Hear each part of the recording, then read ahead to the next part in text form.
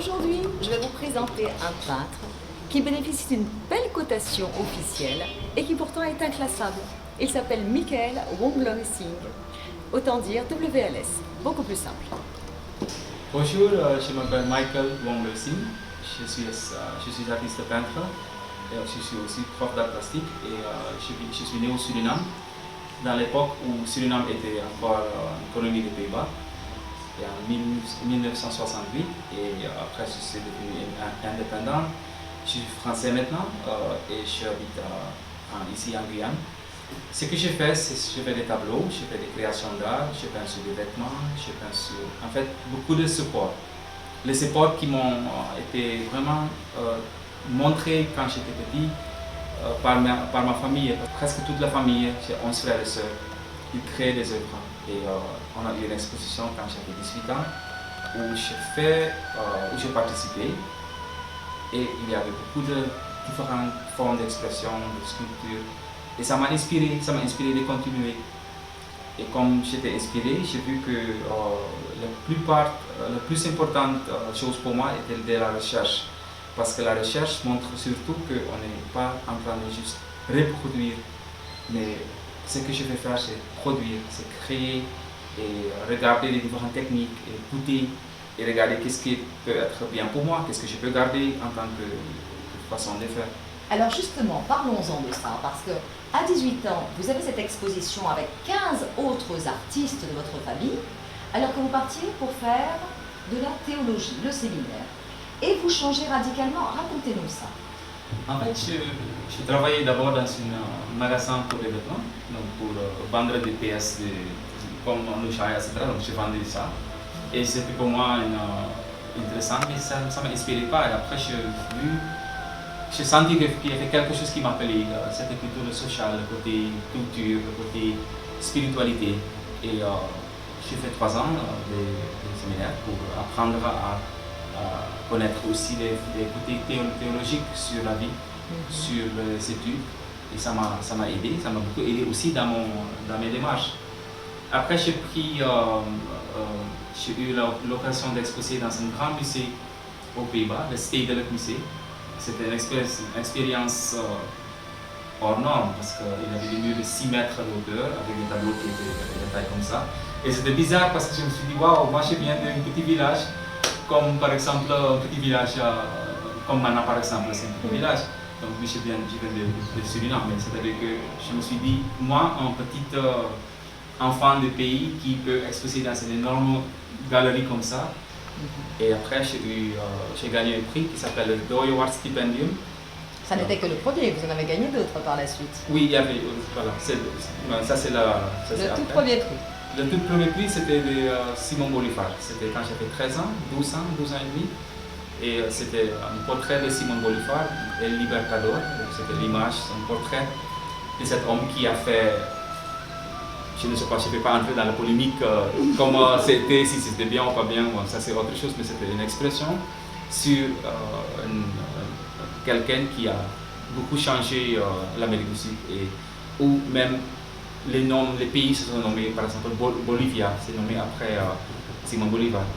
Donc en tout cas, pour moi c'était important de pouvoir apprendre à bien regarder et à faire de la recherche. Donc, malgré que je fais cette grande exposition, je voudrais apprendre à aller plus loin, je voudrais apprendre les autres techniques, la photographie, et la reprographie, donc toutes les différentes techniques, parce qu'après on n'est pas arrivé, je ne voudrais pas être arriviste, voilà, je suis un artiste, non. Je voudrais vraiment assurer que je recherche, et c'est ça que j'ai pu faire pendant les 6 ans d'études aux Pays-Bas. C'était une école qui travaillait avec New York, City University of New York. Vos tableaux sont perçus de la même façon d'un pays à un autre ou vous sentez des différences dans la perception même de vos tableaux? La perception, c'est que dans des pays plutôt des vieilles pays, par exemple la France, etc., la réaction est plus retenue. Les gens sont d'abord avec un espèce comment je peux te dire, ils sont plus réservés et après ils regardent, ils disent, oh, d'accord, ok. Et après, ils sont vraiment dedans. Aux États-Unis, c'était vraiment tout de suite, c'était bam, c'était une réaction. Et les gens, parce qu'il y a beaucoup d'art aux États-Unis aussi, mais c'est tellement vaste, il y a, surtout en Californie, il y a tellement de réactions et tellement de gens qui se sont vraiment mis à regarder et qui sont bien appréciés. Et en France aussi, sauf qu'en France, il y a beaucoup de gens qui font déjà de l'art. Il y a beaucoup d'associations qui poussent les gens à créer et à faire des choses. Il y a partout des choses qui sont faites. Donc, les gens sont plutôt en train de regarder comment ils peuvent le faire. Alors, ce qui m'impressionne, c'est qu'on n'arrive pas à vous trouver un qualificatif. Vous êtes peintre, mais pas que.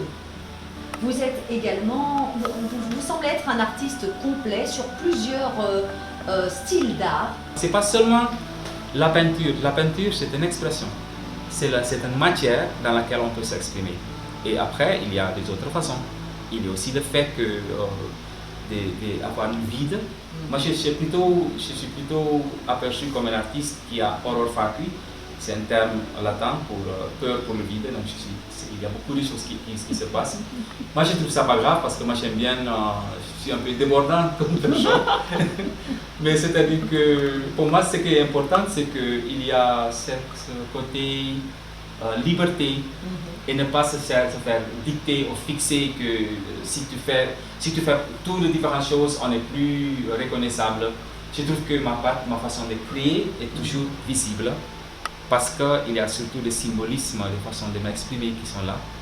Et ma façon de s'exprimer, c'est aussi que je cherche en Amérique du Sud à aider, parce qu'il y a des autres artistes qui ont fait ça, comme Wilfred Olam, et il y a des autres, Frida Kahlo, etc. Pour moi, c'est important pour avoir une iconographie, parce que le symbolisme, le sémiotique, la façon de voir, d'apercevoir le monde, je cherche à trouver des symboles qui peuvent apporter un soutien pour la création d'une société. Parce que la société, ça vient de partout, il y a des migrations, il y a des soucis, il y a des choses qui font très bien, des choses qui ne font pas bien du tout. Et là, l'art, justement, les poètes, les poèmes, les écritures, ce qui est créé, ce qu'on fait comme art, peut être un porteur, quelque chose qui va porter la société dans le futur. Ça peut être une référence pour que ce qui vient après peut dire oui, grâce à cet artiste, je peux, grâce à cette écrivaine, je peux lire, elle m'a inspiré, lui, il m'a appris, après lui, j'ai appris à faire ça. Donc l'important pour vous, c'est d'apprendre et de transmettre. Voilà, c'est être chercheur, apprendre et transmettre. Et après, l'expression, ça peut être, je ne vais pas là de diminuer, c'est pas un pellicule, mais c'est comme quelque chose qui reste, c'est un résidu de mon imagination, c'est ma façon de penser, ma façon de se sentir et de se libérer aussi, de dire voilà, j'ai vu ça. C'est pour ça que les pagaies que je peins, par exemple, c'est le pagaie que j'ai acheté, mais en même temps, je ne voudrais pas faire Tembe dessus, parce que Tembe est magnifique, c'est quelque chose qui est né ici. Et là, j'ai créé quelque chose de complètement différent sur les pagaies, parce que pour moi, ce n'est pas forcément le fait d'être lié seulement à une culture que je suis, parce que je suis aussi métissé, comme toi et moi, il y a beaucoup de gens qui ont des cultures de différents côtés. C'est comme le Touloulou, on ne sait pas qui est derrière cette Touloulou. Est-ce que c'est peut-être quelqu'un que je connais, mais je ne connais même pas, je ne vois pas son visage, mais elle m'intrigue, tu sais, c'est trop beau. Et là, le fait de pouvoir avancer, c'est pour ça que le symbole d'une pagaie, c'est-à-dire qu'avec mon bateau, je peux avancer. Oui. Peu importe la culture, peu importe la façon de voir les choses, c'est avancer et avoir une attitude qui est convenable à un changement positif du monde. Pour moi, le métissage, c'est, on le voit, on entend dans la musique, dans le fait qu'il y a des chanteuses et des chanteurs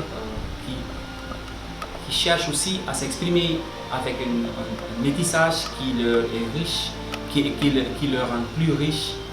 Et qui, quand je peins, je les entends et ça me fait bouger, ça me fait danser et ça m'inspire aussi. Donc le métissage, c'est éphémère. C'est pas quelque chose qu'on peut prendre et mettre dans une bouteille. C'est comme une expression. Et ça reste pas dans la bouteille, ça grandit avec la bouteille. Ça fait une ouverture d'esprit, ça fait une attitude qui va changer aussi la façon comme nous apercevons notre propre façon de penser, parce que c'est comme un défi. on ne se lance pas suffisamment de défis dans le monde. On doit oser se lancer des défis et surtout aider à ceux qui veulent s'exprimer à se lancer ce genre de défis. En fait. D'ailleurs, il y a beaucoup de musique dans vos œuvres. En tout cas, nous avons une impression de musique. Est-ce que vous pourriez nous montrer un petit peu quelques instruments? L'oiseau est un instrument de musique. La bouche de la femme est un instrument de musique. La musique, pour moi, ce sont des notes, des tons, des intentions, des sons qui résonnent dans l'âme. Et quand ça résonne, ça fait un son qui va amener, ça va apporter plus loin. Ça va être un écho. Et pour moi, ce sont des échos qui peuvent faire un son. Surtout quand on regarde les différentes couleurs, si on se concentre sur le rouge, ça fait la la la la la la. Tu sais, et le bleu, ça fait la la la. Et il y a une partition. Il y a une partition, ça fait un son, ça fait une ambiance. Et ça donne surtout une harmonie. Même si c'est souvent très coloré, il y a des gens qui n'aiment pas, bon, c'est comme ça. Mais moi, je suis très content de pouvoir montrer que, malgré que je ne suis pas compositeur, mais je compose une symphonie de couleurs qui peuvent être aussi porteurs de justement cette harmonie qui peut être vue. Surtout quand je peins une bouche d'une femme, comme ça s'appelle celui-là.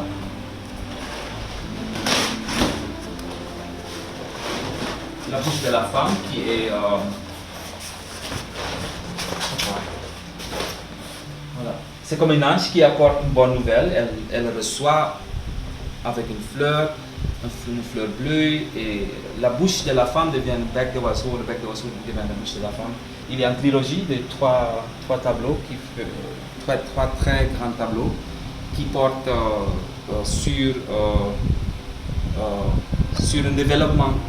un développement de comment on peut apprécier la création, surtout que là, par exemple, c'est recto verso, mais on le regardera après. Donc là, c'est là. Alors vous n'êtes pas du tout limité, vous refusez les limites pour exprimer votre art. On retrouve des tableaux, rideaux, pagaies, bois, t-shirts, tissus. On m'a dit également que vous dansiez sur vos œuvres. Donc celle-ci, on peut la voir recto verso. Il y a beaucoup d'œuvres qu'on peut voir à droite, à gauche, en bas, en haut. C'est impressionnant. Là, on peut faire ça, c'est plutôt recto verso parce que celui-ci est recto verso. Tous les trois, mais il y a des autres qui sont, on peut le voir derrière aussi, mais je n'ai pas développé parce que on est en anglais overkill. Je ne voudrais pas que ce soit over the top, trop. Je me suis dit déjà c'est déjà très imbriqué et ça peut être plusieurs choses en fait. Là devant, je le montre devant. Si je tiens là.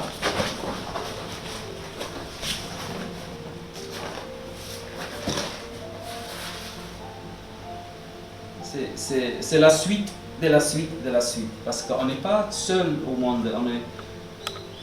Là, si vous voyez, donc là, il y a elle a par exemple un enfant et ça continue. Parce que l'enfant, elle aussi, elle apprend à chanter et être libre.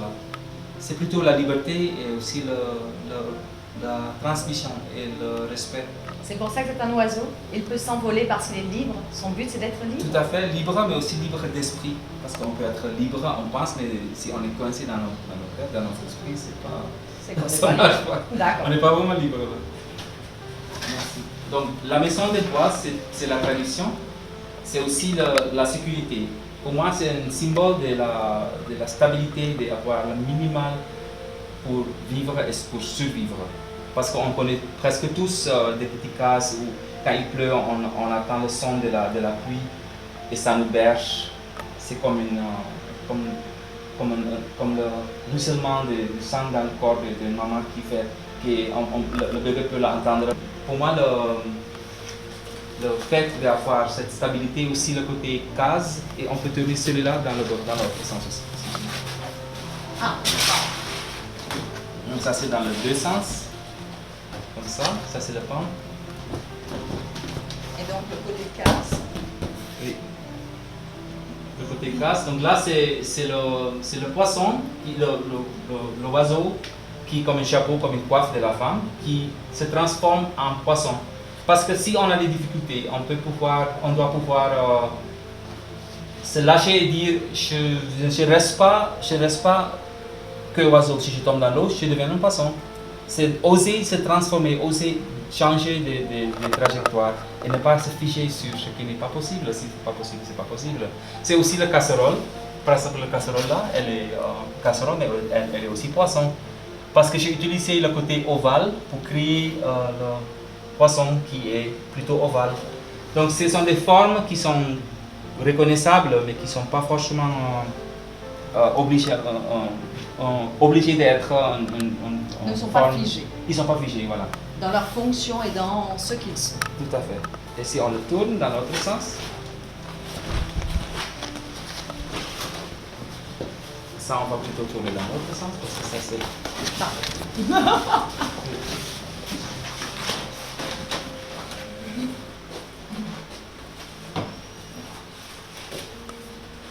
On met comme ça, c'est plus comme ça.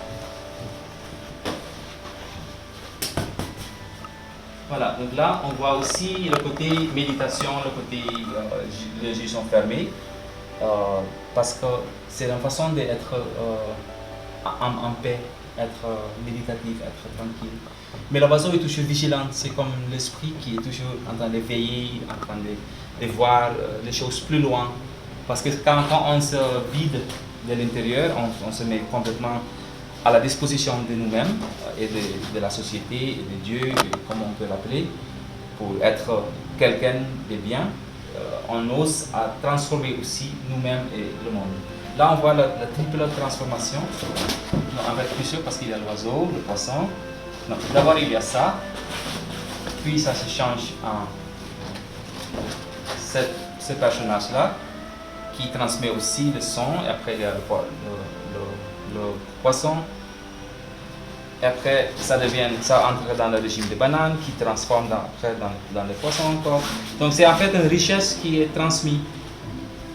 Waouh, voilà, tu vois, ça c'est très bien. On voit clairement les couleurs amazoniennes, les couleurs vives. Aussi les couleurs carnaval, parce que je sais que tu aimes beaucoup le carnaval avec les hippocampes là, les papillons, les fleurs avec les côtés dorés, les deux oiseaux. Et voilà, les fleurs qui sont éphémères, parce que le côté éphémère, c'est aussi dans la forêt, les fleurs, ils sont souvent même pas aperçus, sauf par des animaux qui sont là. Mais ils tombent sur un chemin et on a un instant, comme une Kodak moment, un moment de waouh, je vois ça et c'est à moi sur cette balade, sur ce chantier, sur ce sentier, je peux voir ça et j'ai le droit de le voir. Donc ça c'est trop beau. Toujours une invitation à regarder dans le sens qui vous convient, dans n'importe quel sens, c'est ça? Oui.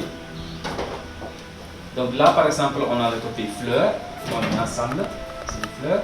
Si je le mets comme ça, ça devient le Heliconia.